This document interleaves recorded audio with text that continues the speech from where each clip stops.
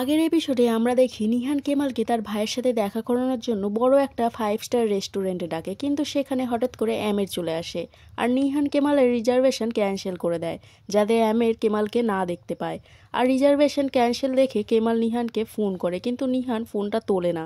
এর জন্য কেমাল রেগে যায় আর মন খারাপ করে রেস্টুরেন্টের বাইরে নিহানের জন্য অপেক্ষা করতে থাকে। কিন্তু কেমাল নিহান আর আমেরকে একসাথে দেখে আরও বেশি রেগে যায় আর নিহানকে ভুল বুঝে সেখান থেকে চলে যায়। এমনকি পরে যখন নিহান ফোন করে আগে নিহানের ফোনটাও রিসিভ করে না। নিহান বুঝতে পারে কেমাল এই সময় কোথায় থাকতে পারে, সেই জন্য নিহান সাথে সাথেই সমুদ্রের ধারে বোটে চলে যায়, যেখানে কেমাল বোটে কাজ করছিল।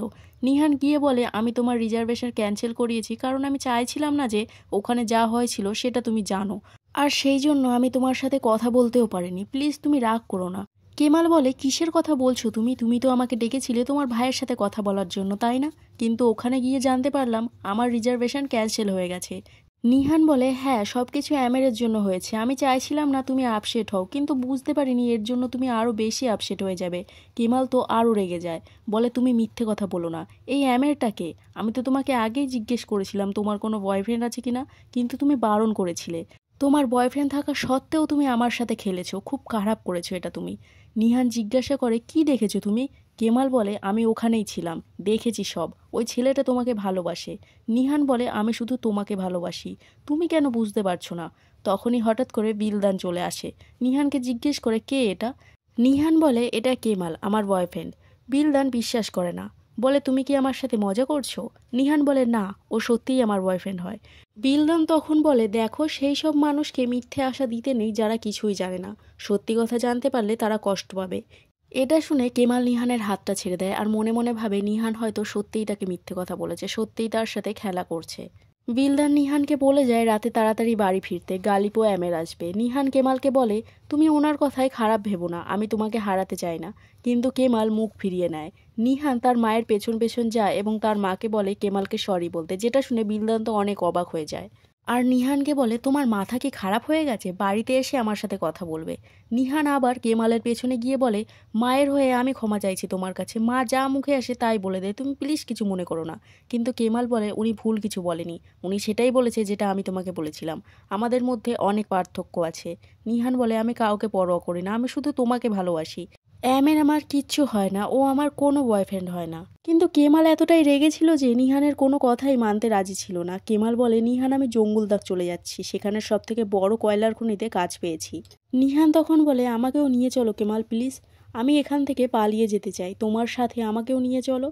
কেমাল বলে, তুমি যেতে পারবে না, তোমার বাবা মা তোমাকে যেতে দেবে না। নিহান বলে, হ্যাঁ যেতে দেবে, তুমি আমার বাবাকে চেনো না, আমার বাবা আমাকে খুব ভালোবাসে, আমি কোনোদিনও কোনো কিছু চাইলে আমার বাবা আমাকে ঠিক দেয়, আর আমার মাকেও আমার বাবা ঠিক রাজি করিয়ে দেবে।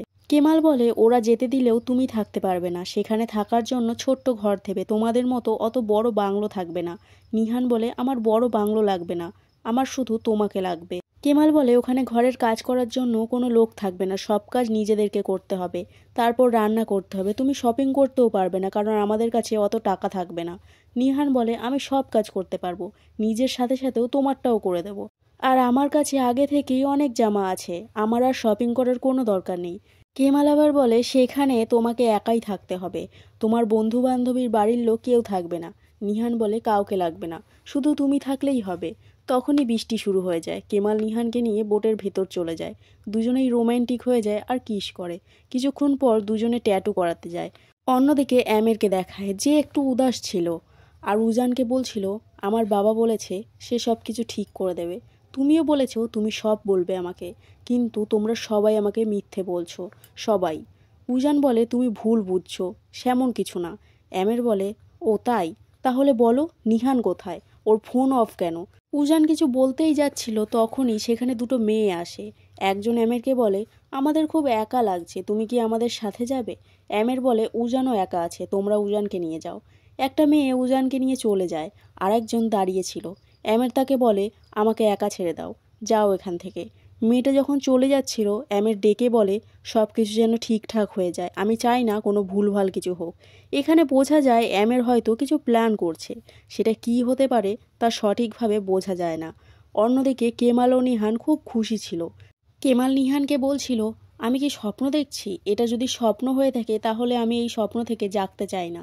নিহান বলে, না আমরা কোনো স্বপ্ন দেখছি না, আমরা জেগে আছি এবং এই মুহূর্তটাতে বেঁচে আছি। নিহান বলে, অনেক দেরি হয়ে গেছে, আমাকে এবার যেতে হবে বলে নিহান বেরিয়ে যায়। নিহান ফোনটা অন করেই উজানকে ফোন করে। ফোন রিসিভ করতেই নিহান বলে, সরি উজান, আমার ফোনটা বন্ধ ছিল, আমি প্রমিস করছি আমি তোমাকে সব বলবো।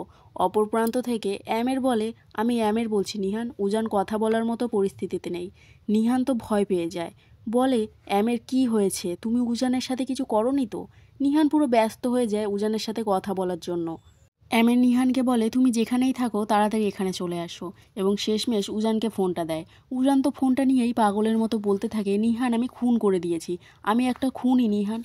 দেখা যায় উজান বসে পাগলের মতো কাঁদছে। সামনেই মেয়েটার বডি পড়ে রয়েছে যাকে উজান খুন করেছে, আর পাশে অ্যামের দাঁড়িয়ে রয়েছে। ফোনটা ডিসকানেক্ট করার পরই নিহান বিশাল স্পিডে গাড়ি চালিয়ে উজানের কাছে যায়। ওদিকে অ্যামেরও উজানকে নিয়ে ভেতরে চলে যায়। অন্যদিকে কেমালকে দেখানো হয় যে খুবই খুশি ছিল, আর বাড়ির সবাইকে এক জায়গায় ডাকে কিছু বলার জন্য। সবাই চলে আসে। কেমাল তখন বলে, আমার একটা মেয়েকে খুব পছন্দ এবং আমরা বিয়ে করতে চলেছি। যেটা শুনে তো সবাই খুব খুশি হয়, কিন্তু তারিককে দেখে মনে হচ্ছিল তার খুশি না, বরং হিংসে হচ্ছিল। তারিক আগাগোড়াই কেমালকে একটু হিংসা করে, কারণ কেমাল তারিকের থেকে একটু বেশি সাকসেসফুল। এদিকে নিহান তাড়াহুড়ো করে উজানের কাছে যায়। যখনই উজানের সামনে যেতে যায়, গালিব তখন তাকে আটকায় আর বলে, চিন্তা করো না, পুরো ব্যাপারটা আমরা সামলে নেব, আর এই ব্যাপারটা বাইরেও যেতে দেবো না যদি তুমি চাও। গালিবের কথা শুনে মনে হচ্ছিল গালিব এই ব্যাপারটাকে নিয়ে নিহানের সামনে কোনো শর্ত রাখছে। নিহান অবাক হয়ে সবার দিকে তাকায়, কিন্তু কেউ কিছু বলে না। নিহান উজানের কাছে গিয়ে ওকে শান্ত করতে করতে বলে, চিন্তা করো না, আমি চলে এসেছি, সব ঠিক হয়ে যাবে।